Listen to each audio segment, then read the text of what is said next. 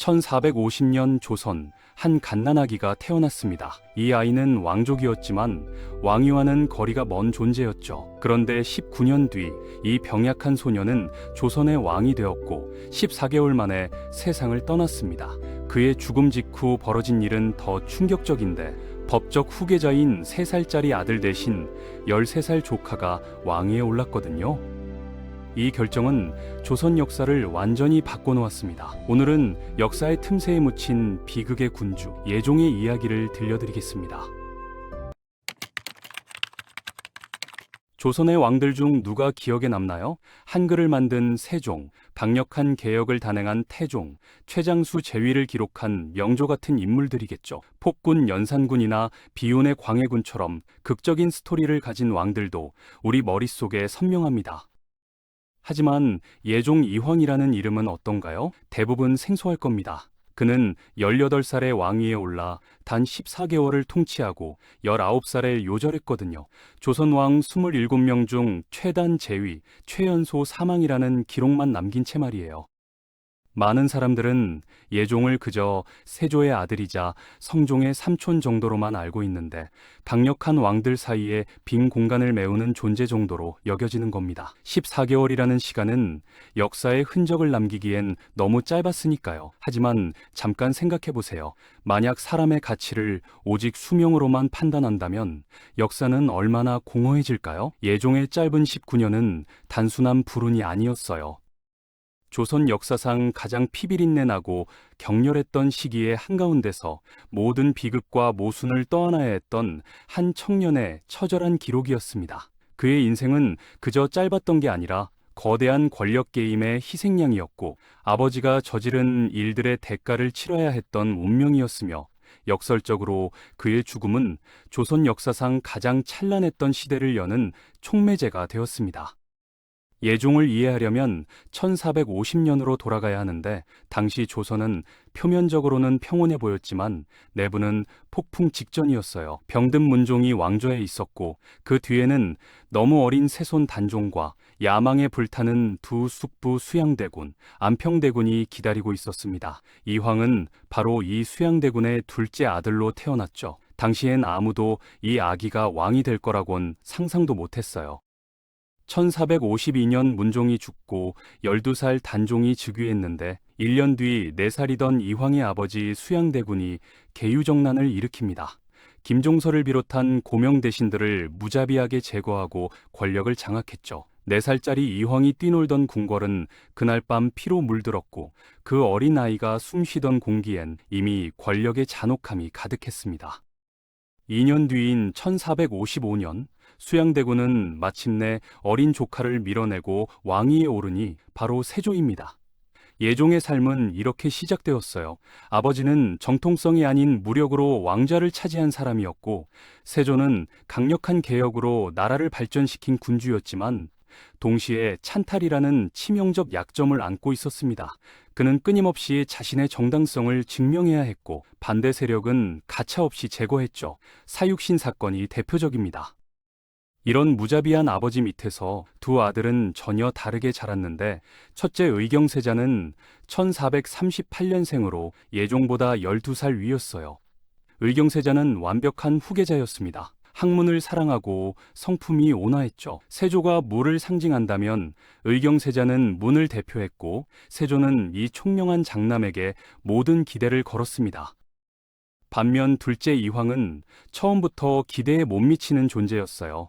세조가 즉위할 때 겨우 6살이었고 해양대군이라는 칭호를 받았는데 그의 역할은 왕이 되는 게 아니라 형을 보좌하는 것이었습니다. 문제는 해양대군이 태어날 때부터 너무 병약했다는 거예요. 실록엔 그가 어릴 때부터 계속 아팠고 자주 병석에 누웠다고 기록되어 있습니다. 강철 체력으로 말을 타고 싸웠던 아버지 세조 눈에 항상 알아놓은 둘째는 어떻게 보였을까요? 안타까우면서도 아마 실망스러웠겠죠. 왕위 계승 2순위였지만 형이 워낙 완벽해서 왕이 될 가능성은 거의 없었던 병약한 둘째 왕자. 이게 이황의 운명이었습니다. 그는 궁궐 한 구석에서 조용히 책을 읽으며 강력한 아버지와 완벽한 형의 그늘에서 건강이나 챙기는 게 전부인 것처럼 보였어요. 하지만 운명은 그를 그냥 두지 않았습니다. 1457년 조선 왕실을 뒤덮은 피바람이 절정에 달하는데 단종 복위를 꾀한 사육신이 처형되고 세조는 마침내 돌이킬 수 없는 결단을 내립니다. 영월로 유배 보낸 단종에게 사약을 내린 거예요. 17살 조카는 숙부의 손에 비극적으로 죽었고 이로써 세조의 왕권에 도전할 자는 사라졌습니다. 그런데 바로 그해 가을 세조의 모든 희망이었던 의경세자가 갑자기 쓰러져 며칠 만에 19살 나이로 죽고 맙니다. 조선 왕실은 충격에 휩싸였죠. 왜 건강했던 젊은 세자가 갑자기 죽었을까요? 실록은 병사라고 간단히 적었지만 당시 궁궐엔 흉흉한 소문이 돌았어요. 단종의 할머니 소원왕후와 어머니 현덕왕후의 저주라는 괴담이었습니다. 전설에 따르면 세조가 단종을 죽인 후 꿈에 현덕왕후가 나타나 네가 내 아들을 죽였으니 나도 네 아들을 데려가겠다며 세조 얼굴에 침을 뱉었고 그 자리가 썩어 들어갔다는 거예요. 이게 세조가 평생 피부병으로 고생한 이유라는 전설이고 그 저주가 실현되어 맏아들이 죽었다는 겁니다. 물론 이건 야사일 뿐이에요. 하지만 중요한 건 당시 사람들이 의경세자의 죽음을 단순한 병사가 아니라 세조의 죄, 특히 단종 살해에 대한 업보로 받아들였다는 사실입니다. 어쩌면 의경세자 본인도 이 거대한 비극 속에서 엄청난 정신적 고통을 겪었을지 모르는데 아버지의 찬탈과 사촌의 죽음 사이에서 온화하고 학문을 사랑했던 세자가 느꼈을 죄책감과 스트레스가 건강을 갉아먹었을 수도 있거든요. 어쨌든 완벽했던 후계자는 사라졌고 세조는 후계자 공백이라는 위기에 직면합니다. 선택지는 두 가지였어요. 하나는 죽은 의경세자의 어린 아들들, 즉 손자들에게 왕위를 물려주는 것이었는데 당시 의경세자에겐 월산대군과 훗날 성종이 되는 자을상군이 있었지만 마리가 겨우 4살이었습니다. 세조는 자신이 피로 세운 나라를 4살짜리에게 맡길 수 없었어요. 그랬다간 자신이 단종한테서 빼앗았던 상황, 어린 왕과 강력한 신하가 그대로 재현될 게 뻔했으니까요. 결국 세조의 선택은 하나뿐이었는데 바로 아무도 주목하지 않았던 병약한 둘째 해양대군 이황이었습니다. 1457년 형이 죽은 지 며칠 만에 8살 이황은 새 왕세자로 책봉되는데 8살 아이의 심정을 상상해 보세요. 며칠 전까지 자신과 무관하다고 생각했던 왕위가 가장 사랑했던 형의 중의 죽음과 함께 거대한 짐으로 다가왔습니다. 그건 축복이 아니었어요. 형의 죽음으로 얻은 자리였고 아버지의 피로 얼룩진 왕국을 이어받아야 하는 자리였으며 무엇보다 자신의 병약한 몸으론 감당하기 힘든 자리였습니다. 이 순간부터 예종의 19년 생에는 자신의 삶이 아닌 왕세자의 삶이 되는데 그는 더 이상 아파서도 약해서도 안 됐고 세조의 유일한 희망이자 이 불안정한 왕국의 유일한 대안이 되었습니다. 아버지 세조의 교육은 가혹했어요. 세조는 왕위 계승의 혼란을 되풀이하지 않기 위해 그리고 자신의 개혁을 이어가기 위해 이 병약한 아들을 자신만큼 강한 군주로 만들어야 했거든요.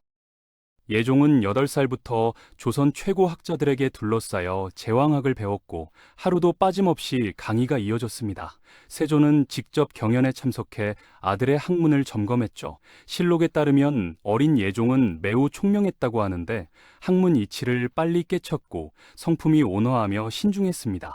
하지만 세조가 원한 건 책만 읽는 왕이 아니었어요. 실무를 아는 왕을 원했고 세조는 아들에게 끊임없이 현실 정치의 냉혹함을 주입했습니다. 여기서 예종 삶의 중요한 시기가 나오는데 1460년대 중반 세조의 건강이 급격히 악화됩니다. 앞서 말한 전설처럼 그는 원인불명의 심한 피부병과 각종 종기로 평생 고통받았고 자신의 죽음이 가까워졌음을 느꼈죠. 하지만 아들 왕세자 이황도 여전히 병약했어요. 언제 형처럼 요절할지 모른다는 불안감이 궁궐을 감쌌고 세조는 초조해졌습니다. 죽기 전에 이 약한 아들에게 어떻게든 왕의 경험을 쌓게 해주고 신하 통제법을 가르쳐야 했거든요. 1466년 세조는 결단을 내리는데 당시 17살이던 왕세자에게 자신을 대신해 일부 정사를 처리하라 명하며 사실상 섭정수업을 시작한 겁니다. 대리청정, 왕을 대신해 나라를 다스린다는 뜻인데 17살 병약한 소년이 아버지라는 거대한 산의 감시 아래 조선의 모든 국정을 결제하기 시작한 거예요. 이는 조선 역사상 매우 이례적이었어요. 보통 대리청정은 왕이 늙거나 병들어 통치가 불가능할 때 하는 건데 세조는 아직 건재했거든요. 이건 세조가 아들을 못 믿어서가 아니라 오히려 너무 불안해서 한 극약 처방이자 조기 교육이었습니다. 이 2년여의 대리청정 기간 동안 예종은 어떤 통치자였을까요? 그는 아버지 그늘 아래 있었고 모든 중요 결정은 결국 아버지 재가를 받아야 했어요. 하지만 예종은 이 기간 자신의 정치 색깔을 조금씩 드러냅니다. 그는 단순히 시키는 대로만 하는 꼭두각시가 아니었거든요. 총명했고 세조가 구축한 강력한 왕권 중심 통치를 이해했으며 그걸 유지하려 노력했습니다. 신하들 보고를 꼼꼼히 검토했고 합리적 결정을 내리려 했으며 옥에 갇힌 죄수들을 살피고 불필요한 형벌을 줄이려 노력하는 등 온화한 성품을 보였죠. 하지만 동시에 그는 거대한 정치 폭풍 한가운데 있었어요. 당시 조정은 훈구 세력이 통제했는데 이들은 세조가 계유정난 때 공을 세운 신하들, 즉 한명회, 신숙주, 권람 같은 인물들이었습니다. 그들은 세조 왕권을 뒷받침하는 핵심이었지만 동시에 그들의 권력은 왕권을 위협할 만큼 막강해져 있었거든요. 세조는 이들을 이용하면서도 견제해야 했고 이 과제는 고스란히 아들에게 넘어왔습니다. 병약한 10대 소년이 아버지를 왕으로 만든 살아있는 호랑이 같은 공신들을 상대해야 했던 거예요. 이 대리청정 기간은 예종에게 엄청난 정치 훈련이었지만 동시에 약한 몸을 더욱 쇠약하게 만드는 독이 되었을 겁니다. 매일 새벽 일어나 정무를 보고하고 아버지에게 질책받거나 칭찬받으며 호시탐탐 기회를 노리는 늙은 공신들의 미묘한 눈빛을 견뎌내야 했죠. 1468년 세조의 병세가 마침내 위독해졌고 그는 더 이상 버틸 수 없음을 깨달았습니다.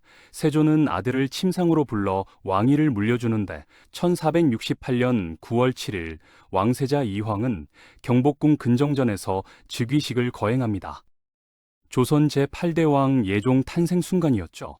나이 19이었어요. 하지만 즉위식은 기쁨보다는 불안과 비장함으로 가득했는데 아버지 세조는 왕위를 물려준 바로 다음 날 숨을 거두었거든요. 19살 젊은 왕, 그는 아버지 3일상도 치르기 전에 조선이라는 거대한 나라의 모든 책임을 짊어져야 했습니다. 그 앞에는 감당하기엔 너무 거대하고 이미 예견된 비극의 폭풍우가 몰아치고 있었고 14개월짜리 짧은 통치가 막 시작된 겁니다. 1468년 9월 아버지 세조라는 거대한 산이 무너졌고 19살 예종은 아버지 장례도 치르기 전에 왕의 익성관을 써야 했습니다. 물려받은 나라는 강력했지만 동시에 불안정했어요. 아버지가 피로 이룩한 강력한 왕권은 역설적으로 아버지만이 감당할 수 있는 것이었거든요. 예종이 옥좌에 앉자 어머니 자성대왕 대비 윤씨, 정희왕후는 막후에서 강력한 정치적 영향력을 행사하기 시작했는데 아들의 건강을 염려하면서 동시에 남편 세조와 함께 피로 다져온 왕실 권위를 지키기 위해 노련한 훈구 공신들을 통제하고 관리해야 했습니다. 수렴청정, 옥좌 뒤에 발을 치고 앉아 어린 왕 대신 정사를 돌본다는 뜻인데 우리는 보통 수렴청정을 왕이 너무 어려서 단종이나 헌종처럼 도저히 정무를 보없을 때 하는 걸로 알고 있어요.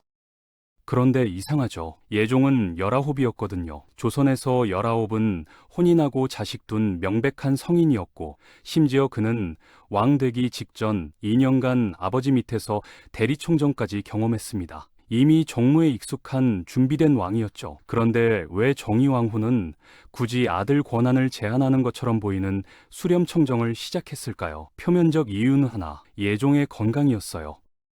즉위하는 그 순간에도 병약했고 실록은 그가 자주 몸져 누웠으며 작은 정무에도 쉽게 지쳤다고 기록합니다. 어머니 정희왕후로선 2년 전 맏아들 의경세자를 19에 잃었던 끔찍한 트라우마가 되살아났을 거예요. 유일한 남은 아들마저 정무에 시달리다 요절할지 모른다는 공포. 이게 아들을 보호하기 위해 나선 첫 번째 이유였을 겁니다. 하지만 정의왕후는 그저 마음 약한 어머니가 아니었어요. 그녀가 누군지 기억해야 하는데 남편 수양대군이 계유정난 계획할 때 망설이는 남편에게 갑옷 입히며 결단을 촉구했던 여장부였습니다. 세조와 함께 피해 숙청을 거치며 권력의 속성을 누구보다 깊이 꿰뚫어보고 있었고 지금 19살 병약한 아들 앞에 앉아있는 저 늙은 공신들이 사실은 남편과 함께 칼들었던 살아있는 호랑이들임을 알았습니다. 한명회, 신숙주, 권람, 정인지 이런 공 있는 신하들은 사실 세조가 세운 나라의 공동 건국자들이었죠. 그들의 권력은 하늘을 찔렀고 자부심은 왕가에 대한 충성심만큼이나 강했어요. 정의왕후는 직감했을 겁니다. 만약 병약한 아들이 이 노련한 맹수들 틈에 홀로 던져진다면 왕권은 순식간에 공신들에게 농락당하고 세조가 겨우 세운 왕실 권위는 무너질 거라고요. 그녀의 수렴청정은 단순히 아들 보호가 아니었습니다. 아들 대신 자신이 남편과 함께 만들었던 그 공신 세력을 통제하고 관리하기 위한 고도의 정치 행위였죠. 이렇게 조선 권력은 기묘한 이중 구조를 갖추는데 옥좌엔 19살 왕 예종이 앉고 그 뒤 발너머엔 어머니 정의왕후가 앉았으며 그 앞엔 나라를 세운 늙은 공신들이 도열했습니다. 예종은 왕이었지만 완전한 왕이 아니었어요. 그의 모든 결정은 어머니 제가와 공신들 동의를 거쳐야 했거든요. 이는 대리청정 때 아버지 감시받던 것과는 또 다른 차원의 속박이었습니다. 예종이 즉위한 지 불과 한 달 만에 이 위태로운 권력 균형은 조선 역사상 가장 잔혹하고 기괴한 옥사 중 하나를 촉발하는 계기가 되는데 이 엄청난 비극 중심엔 한 남자가 있었습니다. 이름은 남이, 당시 겨우 27이었어요. 남이란 이름은 우리에게 백두산 돌은 칼 갈아 없애고란 호기로운 시로 더 유명한데 그는 태종 넷째 딸 정선공주의 아들, 즉 왕실 외척이었습니다. 17에 묵과 장원 급제했고 20대에 이미 북방 여진족을 토벌하며 명성을 떨쳤죠. 그의 인생을 바꾼 건 1467년 세조 말년에 터진 이시해의 난이었는데 함길도에서 일어난 이 거대한 반란에 조선 조정은 속수무책이었고 이때 혜성처럼 등장해 반란을 평정한 총사령관이 바로 26살 남이었어요. 세조는 이 젊은 전쟁 영웅에게 완전히 매료되었는데 세조는 무예를 중시하는 왕이었기에 남이의 용기와 대담한 성격은 세조 자신의 젊은 시절을 떠올리게 했습니다. 세조는 남이를 제2의 이성계라 칭송하며 파격 승진을 거듭시켰고 그 결과 예종 즉위 무렵 27살 남이는 정일품 병조판서, 즉 오늘날 국방부 장관 자리에 앉아 있었어요. 27살 국방부 장관, 이는 조선 역사상 유례없는 초고속 승진이었습니다. 남이는 세조 총애를 등에 업고 거칠 것이 없었고 젊었고 유능했으며 무엇보다 오만했어요. 피비린내 나는 전쟁터에서 공을 세운 자신과 달리 궁궐 안에서 책상에 앉아 권력 누리는 늙은 공신들을 경멸했거든요. 특히 계유정난의 설계자이자 최고 실세, 한명회, 신숙주 등 구세력과 모든 문제에서 충돌했습니다. 반대로 늙은 훈구 공신들 눈의 남이는 어떤 존재였을까요? 근본 없는 놈이었어요. 계유정난 때 목숨 걸지도 않았던 어린 놈이 오직 왕 세조 총애 하나만 믿고 감히 자신들 권위에 도전하는 제거해야 할 정적, 그 이상도 이하도 아니었습니다. 세조가 살아있을 땐 이 갈등이 수면 아래 있었는데 세조란 절대자가 두 세력 모두를 누르고 있었기 때문이죠. 하지만 1468년 9월 세조가 죽었고 19살 병약한 예종이 즉위했습니다. 늙은 훈구 공신들은 직감했어요. 지금이다 라고요. 그들에게 세조의 죽음은 슬픔이 아니라 눈엣가시였던 젊은 영웅 남이를 제거하고 권력을 완벽히 장악할 일생일대 기회였습니다. 기회는 예종 즉위 한 달여 만에 왔는데 그해 가을 하늘에 혜성이 나타났어요. 유교국가 조선에서 혜성은 단순한 천문 현상이 아니었습니다. 불길한 징조였으며 왕이나 조정의 잘못된 운영에 대한 경고로 하늘에서 온 두려운 신호였죠. 새로 즉위한 어린 왕과 조정 대신들은 모두 두려움에 떨었어요. 바로 그때 정확한 정황은 기록 안 됐지만 야사에 따르면 궁궐 숙직실에서 혜성을 바라보던 27살 병조판서 나미가 옆 신하들에게 한탄하듯 한마디를 던졌다고 합니다. 북방 원정은 아직 안 끝났는데 혜성은 벌써 나타났다. 이는 옛 장군들에게 경고하고 새 장군을 영입하기 위한 천명이 틀림없다라고요. 남이의 의도는 명확했어요. 혜성 등장을 자신 같은 새 인물이 조정을 주도하고 한명회 같은 늙은 인물들은 물러나야 한다는 하늘의 계시로 해석한 겁니다. 이건 훈구 공신들에 대한 사실상 선전포고였고 이 발언은 치명적으로 오만했으며 정치적으론 자살 행위였어요.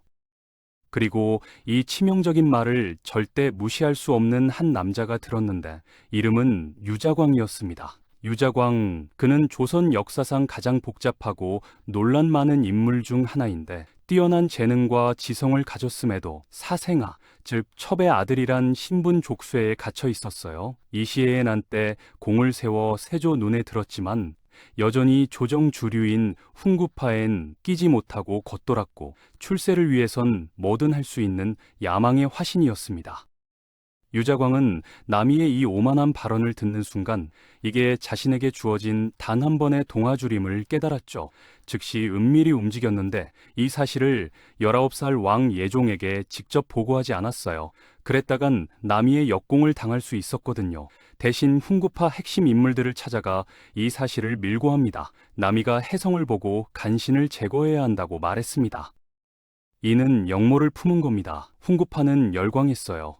그토록 기다리던 기회였거든요. 유자광의 밀고는 남이를 제거할 완벽한 명분이 되었고 그들은 즉시 사건을 확대해서 그 발언을 반역 행위로 규정했습니다. 그들은 남이가 단순히 불평한 게 아니라 혜성 등장을 기회로 군사를 일으켜 왕 예종을 패하고 다른 종친 귀성군 이준을 왕으로 세우려 했다는 거대한 시나리오를 완성했죠.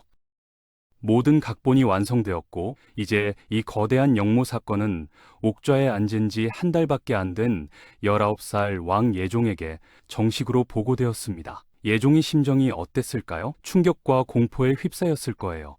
아버지가 그토록 아꼈고 자신도 신뢰했던 27살 전쟁 영웅, 현직 국방부 장관이 자신을 죽이려 했다는 보고였으니까요. 더 무서운 건 그 보고를 올리는 이들이었는데 한명회, 신숙주, 이들은 아버지 세조의 가장 가까운 동지들이자 어머니 정의왕후가 가장 신뢰하는 조정의 어른들이었습니다. 그들 모두가 한 목소리로 전하, 남이가 역적입니다. 당장 처단하셔야 합니다. 라고 외치고 있었어요.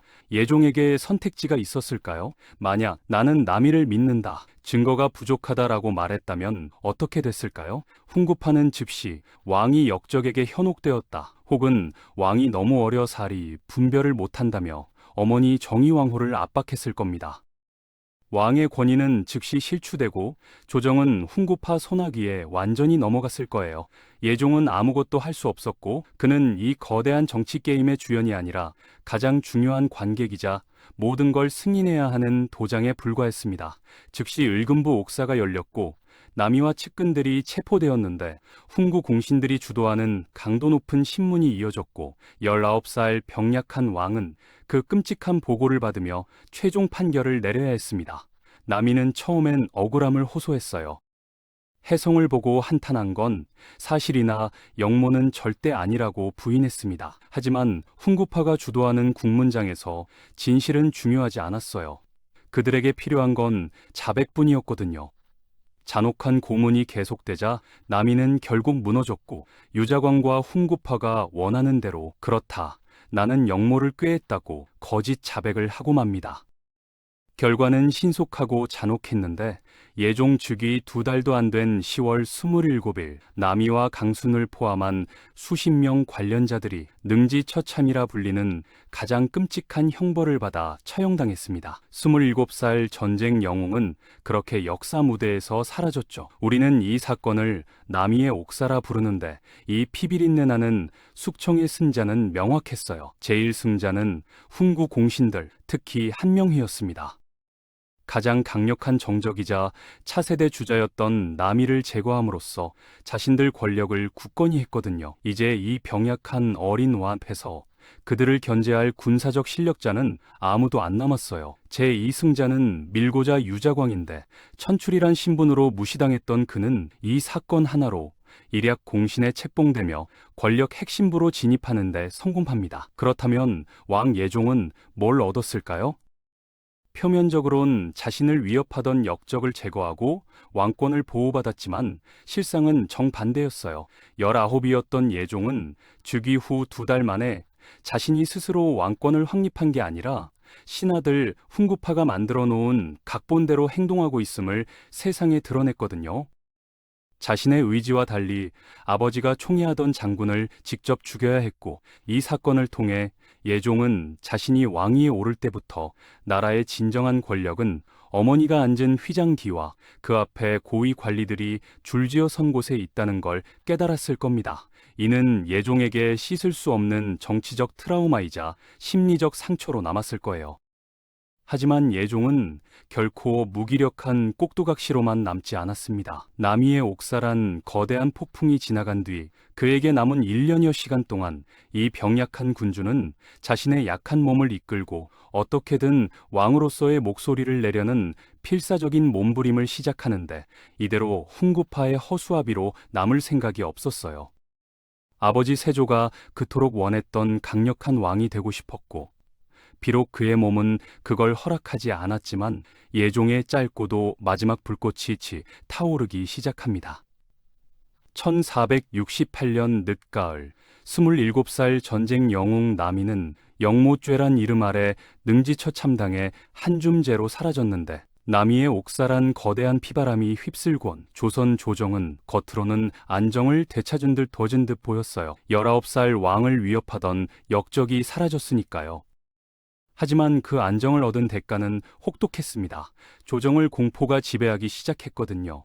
본래 고발자였던 유자광은 갑자기 공신이 되어 막강한 권력을 쥐었고, 한명회, 신숙주 등 옛 공신들의 권력은 감히 누구도 넘볼 수 없는 철옹성이 되었습니다. 그 한가운데 19살 왕 예종이 있었어요. 매일 아침 정사를 보기 위해 용상에 앉아야 했고, 그의 앞엔 머리를 공손히 숙인 관리들이 서 있었습니다. 그들은 불과 한 달 전만 해도 아버지 총애를 받는 충성스러운 장군이었던 한 젊은이를 반역자라 낙인 찍어 죽음으로 몰아넣었던 사람들이었죠. 예종은 자신을 보호한다는 명분으로 자행된 이 정치적 살인의 공모자이자 최종 승인자였는데, 과연 남이의 역모를 100% 확신했을까요? 아니면 어머니와 훈구 대신들의 거대한 압력에 밀려 알면서도 눈을 감아야만 했을까요? 진실은 알 수 없지만 분명한 건 이 끔찍한 사건이 19살 군주의 마음에 지울 수 없는 정치적 트라우마를 남겼다는 겁니다. 왕이었지만 자신의 신하들이 짜놓은 판 위에서 움직여야 한다는 걸 뼈저리게 깨달았거든요. 이제 그에게 남은 12개월은 이 거대한 그림자, 즉 어머니의 수령청정과 훈구파의 막간판 권력이란 이중 족쇄 속에서 어떻게든 진짜 왕으로서의 존재 증명을 해내야 하는 처절한 분투의 시간이었습니다. 흔히 예종의 재위 기간은 너무 짧아서 아무것도 안 했다고 평가되곤 하는데, 그렇지 않아요. 병약한 몸을 이끌고 남은 12개월 동안 끊임없이 일을 했으며 허수아비로 남기를 거부했습니다. 그의 짧은 통치 기록 속엔 우리가 놓친 의미 있는 숨겨진 노력들이 숨어 있거든요. 가장 중요한 과업은 아버지 세조의 유업인 경국대전 편찬을 계속 추진하는 것이었는데, 경국대전은 세조의 평생 꿈으로 조선 전체 체제의 헌법이자 토대가 되는 것이었습니다. 그러나 완성하지 못하고 세상을 떠났죠. 예종은 아버지 유지를 받드는 걸 자신의 제일 과제로 삼았고, 신숙주, 한명회 등 아이러니하게도 남이의 옥사를 주도했던 바로 그들과 함께 편찬 작업을 독려했습니다. 특히 국가 재정의 근간이 되는 호전의 편찬을 마무리하고 반포한 건 예종 재위 기간 중 중요한 업적이었어요. 이는 예종이 단순히 정치적 갈등에 얽매인 나약한 왕이 아니라 국가 통치 체계를 완벽하게 만들고자 끊임없이 노력했던 실용주의적인 왕이었음을 보여주는데, 아마도 그는 이 법전을 완성해야만 신하들이 마음대로 권력을 행사하는 대신 법에 따라 통치할 수 있다고 믿었을 겁니다. 아버지 유업을 잇는 동시에 예종은 아버지 실책을 바로잡으려 했는데, 이는 집전법의 폐해를 바로잡으려는 노력에서 분명히 드러났습니다. 세조는 국가재정 확충을 위해 과감한 토지개혁인 직전법을 시행하여 재직관리에게만 토지 수조권을 주고, 퇴임관리와 사망관리 유족, 처자와 자녀에게 토지를 무상으로 주던 수신전과 휴량전을 폐지했어요. 이는 국가재정엔 큰 도움이 되었지만 수많은 양반 관리들이 생계 어려움을 겪었고, 특히 평생 나라를 위해 일하다 죽은 공신의 아내와 어린 자식들이 하루아침에 생계를 위협받는 일이 속출하며 불만과 원망이 하늘을 찔렀습니다.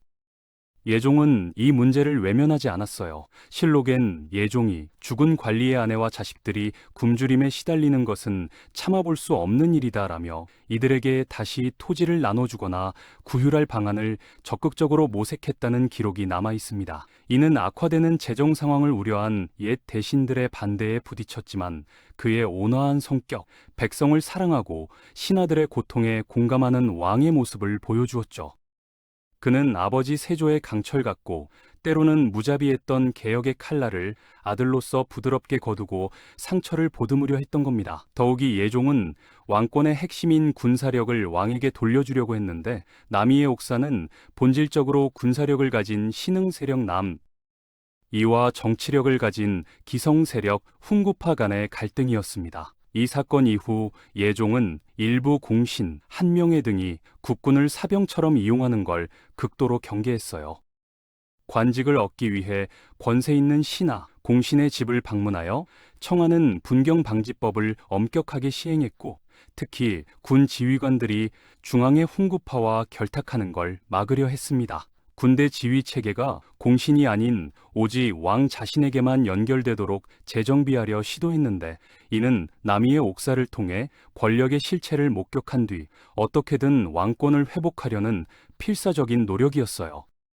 자신이 훈구파에 의해 좌지우지되었던 첫 번째 왕이 될지언정 마지막 왕이 될 생각은 없었거든요. 하지만 이 모든 의지와 총명함에도 불구하고 예종에겐 결코 극복할 수 없는 단 하나의 적이 있었는데, 바로 자기 자신의 육체였습니다. 건강은 왕위에 오른 직후부터 이미 최악 상황으로 치닫고 있었어요. 조선왕조실록의 예종편은 사실상 그의 투병일지라 해도 과언이 아닌데, 왕이 몸이 편치 않아 경연을 중지했다. 왕이 감기 기운이 있어 조회를 받지 못했다. 왕의 몸이 매우 허약했기 때문에 의사들은 밤낮으로 왕에게 약을 주어야 했다는 기록이 끝없이 반복됩니다.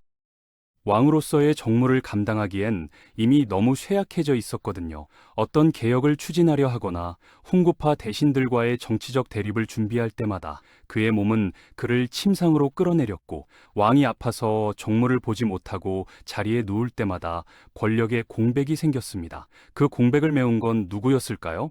바로 발 뒤에 어머니 정의왕후와 그 앞에 도열한 훈구 대신들이었어요.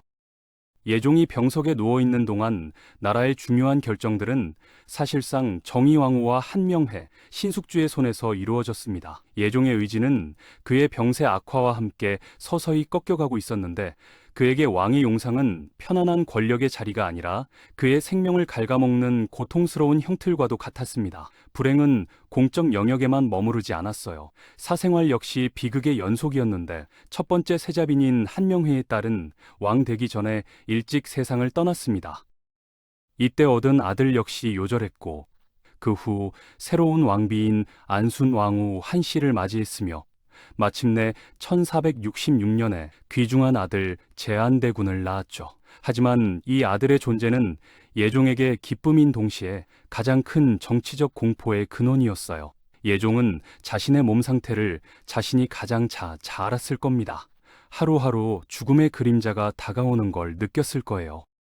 그러나 유일한 적자였던 제한대군은 1469년에 불과 3살, 한국 기준으론 4살이었습니다.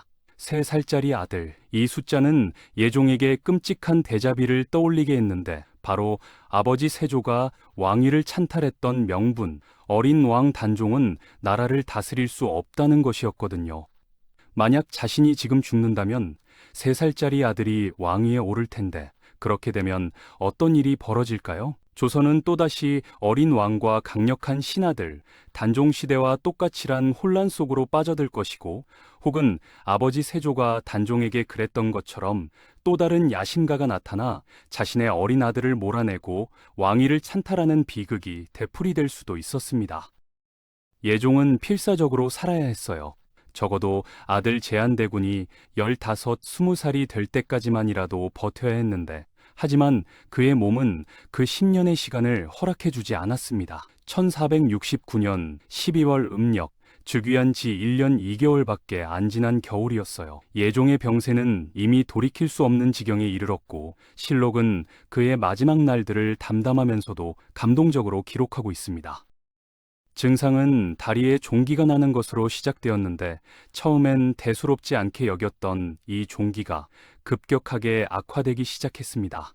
현대의학 지식에 따르면 이는 당뇨병성 발괴저나 폐혈증일 가능성이 가장 높아요. 조선의 모든 어이들이 동원되었고, 침과 뜸, 온갖 귀한 탕약, 이 그의 침전으로 올려졌습니다. 하지만 병세는 전혀 차도를 보이지 않았고 19살 청년의 생명은 빠른 속도로 꺼져가고 있었습니다. 궁궐은 발칵 뒤집혔어요. 어머니 정의왕후는 아들의 침상을 떠나지 못하고 울부짖었고, 신하들은 공포에 휩싸였습니다. 왕이 즉위 1년 만에 죽어가고 있었거든요. 그의 마지막 순간에 대해 유명한 일화가 전해지는데, 죽음을 직감한 예종이 곁에 있던 신하에게 이렇게 말했다고 합니다. 오늘 밤은 유난히 잠이 오지 않는구나. 자신의 운명을 예감한 19살 군주의 마지막 한탄이었는데, 아버지의 유산을 물려받고 나라를 통치하고 어린 아들을 보호하고자 하는 그의 모든 꿈과 희망이 질병이란 거대한 벽에 의해 산산이 조각나는 순간이었습니다. 1469년 12월 28일, 예종 이황은 경복궁 자미당에서 불과 19살, 만 나이로는 18살에 승하하는데 재위 14개월 만의 일이었습니다. 그의 죽음은 단순한 한 젊은 왕의 요절이 아니었어요. 조선 왕조가 맞이한 두 번째 헌정적 위기이자 가장 거대한 권력의 공백 상태를 의미했거든요. 왕이 죽었고 왕에겐 3살짜리 아들 제한대군이 있었습니다. 법적인 정통 계승자는 명백히 3살의 제한대군이었죠. 하지만 궁궐엔 또 다른 왕의 피가 존재했는데 바로 예종의 죽은 형, 비운의 의경세자가 남긴 두 아들이었습니다. 월산대군과 자을산군, 훗날의 성종이에요. 예종의 시신이 채 식기도 전에 경복궁 편전에서는 조선의 운명을 결정할 긴급회의가 소집되었는데 그 자리에 모인 사람은 단 3사람이었습니다. 수렴총정을 거두어야 할 대왕대비 정의왕후, 그리고 훈구파의 두 거두 영의정 신숙주와 상당부원군 한명회였죠. 법 왕의 아들을 따를 것인가? 아니면 현실? 또 다른 단종을 만들 수 없다를 따를 것인가? 3살짜리인 제한대군인가? 아니면 10살짜리 조카 자을상군인가? 모든 권력은 이 3사람에 달려 있었어요. 예종의 비극적인 죽음은 역설적으로 이 3사람에게 조선의 다음 100년을 설계할 수 있는 절대적인 선택권을 쥐어주었고, 그들의 선택은 조선 역사상 가장 위대한 황금기의 문을 열게 됩니다. 1469년 12월 28일 밤, 조선의 심장부인 경복궁은 극도의 혼란과 정막이 동시에 감돌고 있었어요. 19살 국왕 예종이 승하했거든요.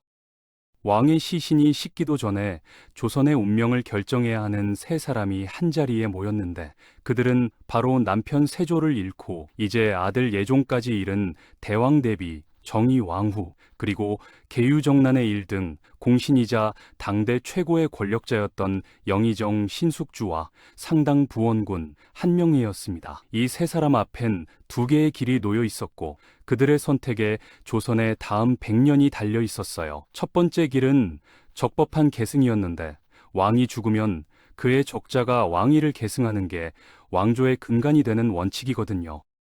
예종은 아직 어렸지만 안순왕후 사이에서 이미 3살짜리 아들 제한대군 이현이 태어났습니다. 원칙대로라면 제한대군이 조선의 제9대 왕이 되어야 했는데, 하지만 이 3명의 노련한 정치가는 이 선택지가 무엇을 의미하는지 너무나 잘 알았습니다. 3살짜리 왕, 그들에게 이 단어는 불과 16년 전 자신들이 직접 겪었던 끔찍한 과거, 즉 단종을 떠올리게 했어요. 만약 제한대군이 즉위한다면 정희왕후는 대왕 대비로서 다시 한번 수렴 총정을 해야 하는데, 하지만 3살짜리 아이가 성년이 되려면 10년이 넘는 세월이 필요합니다. 그 시간 동안 어떤 정치적 혼란이 닥칠지, 제2의 계유정난이 벌어지지 않는다고 누가 장담할 수 있겠어요? 무엇보다 정희왕후와 훈구파는 어린 왕을 몰아내고 권력을 잡았던 당사자들이었거든요. 이제 와서 똑같은 상황을 만든다는 건 역사적 모순이자 스스로의 정통성을 부정하는 행위가 될 수도 있었습니다. 그들에겐 두 번째 선택지가 있었는데, 예종의 형이자 불운했던 의경세자가 남은 두 아들이었습니다. 이들은 예종의 두 조카, 월산대군 맏아들과 자을상군 둘째였어요. 이 선택은 왕실의 권위에 도전하는 위험한 선택이었는데, 왕의 아들 대신 조시카, 그것도 둘째 조카를 선택하는 건 엄청난 정치적 부담을 안겨주었거든요. 하지만 세 사람은 이 두 번째 길을 선택했고, 왜일까요? 여기엔 당대 최고의 정치 공학이 숨어 있어요.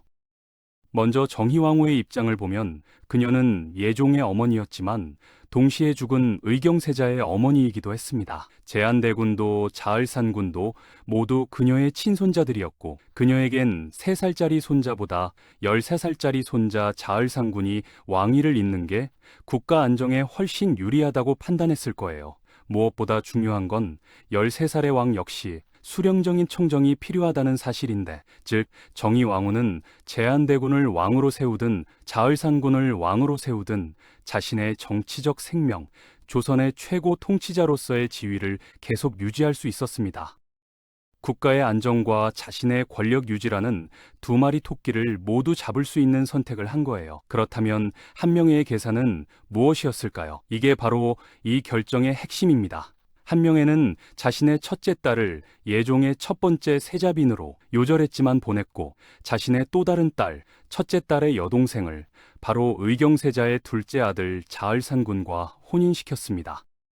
즉 13살의 자을산군은 한명회의 현직 사위였던 거예요. 3살짜리 적손이 왕위에 오르면 한명회는 선왕의 장인이자 대신으로만 기억될 겁니다. 하지만 그의 사위인 13살 자을산군이 왕위에 오르면 어떨까요? 현왕의 장인으로서 한명회는 섭정을 맡은 정희왕후와 함께 조선을 공동 통치하며 절대 권력을 휘두르게 될 거예요. 이 세 사람의 정치적 이해관계는 완벽하게 일치했고, 그들은 3살의 제한대군을 왕위에서 배제하기로 결정합니다.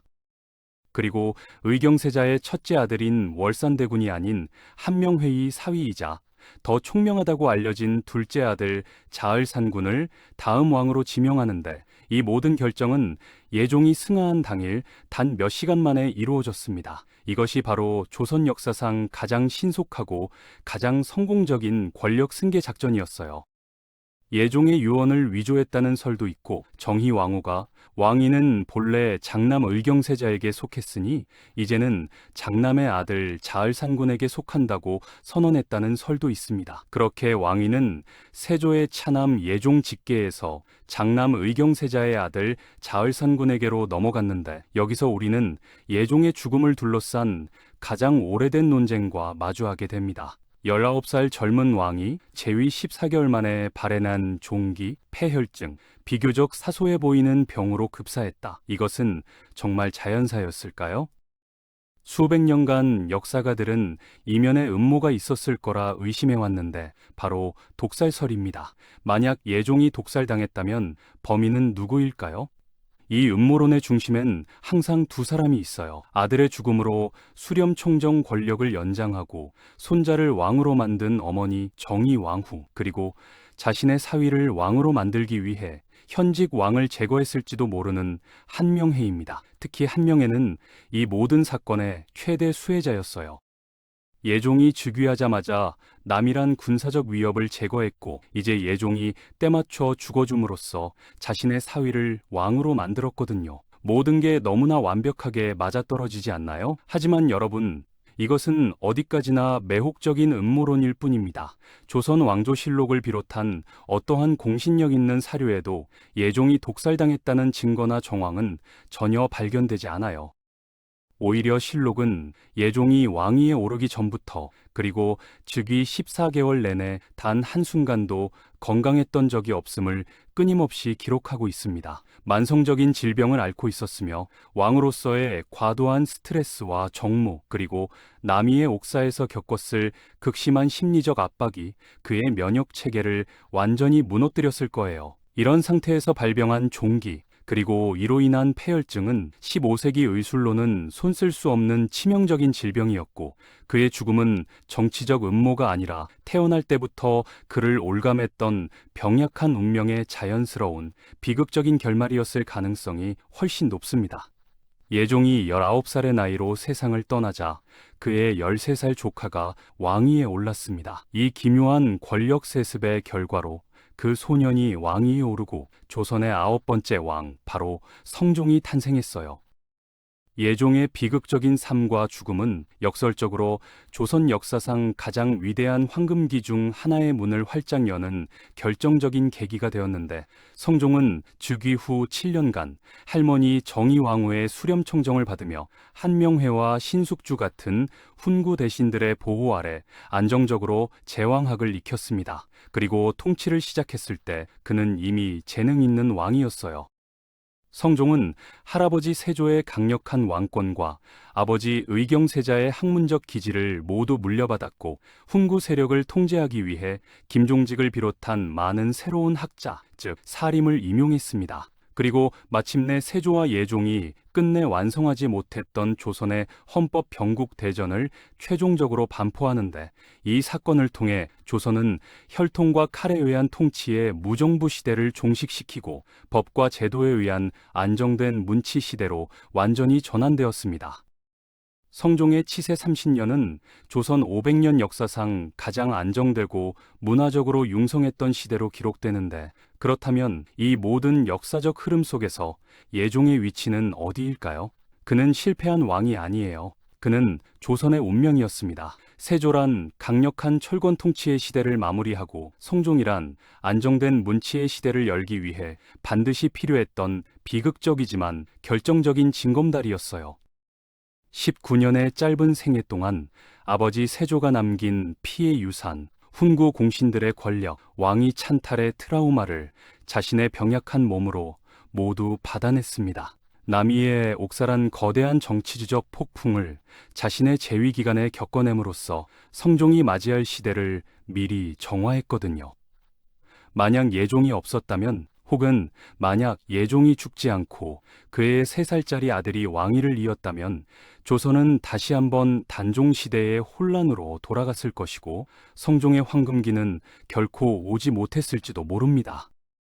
오늘 우리는 19년의 생애, 14개월의 재위를 살다 간 왕 예종 이황의 이야기를 함께 돌아보았어요. 태어날 때부터 병약했고 완벽한 형의 그늘에 가려져 있었으며 형의 죽음으로 원치 않던 왕세자가 되었습니다. 아버지의 피로 세운 왕국을 물려받아 어머니의 그늘과 공신들의 압력 속에서 자신의 목소리를 내려 안간힘을 썼고 신하들이 짜놓은 정치적 함정 남이의 옥사에 갇혀야 했으며 아버지의 실책을 바로잡으려 분투했고 자신의 어린 아들을 지키기 위해 필사적으로 버티려 했습니다. 하지만 그의 육체는 그의 의지를 배신했고 자신의 시대가 아닌 다음 시대를 위한 재물처럼 짧은 생을 마감했어요. 예종의 삶은 우리에게 역사는 승자와 위대한 업적을 남긴 이들만으로 이루어지지 않음을 보여주는데, 때로는 가장 짧고 가장 비극적이며 가장 고통받았던 한 인간의 삶이 다음 시대에 가장 빛나는 순간을 여는 필수적인 열쇠가 되기도 합니다. 예종은 스스로 빛나는 태양이 되지는 못했지만 조선 최고의 황금기였던 성종의 시대를 밝히기 위해 자신의 모든 것을 태우고 사라져간 가장 뜨겁고도 슬픈 불꽃이었습니다.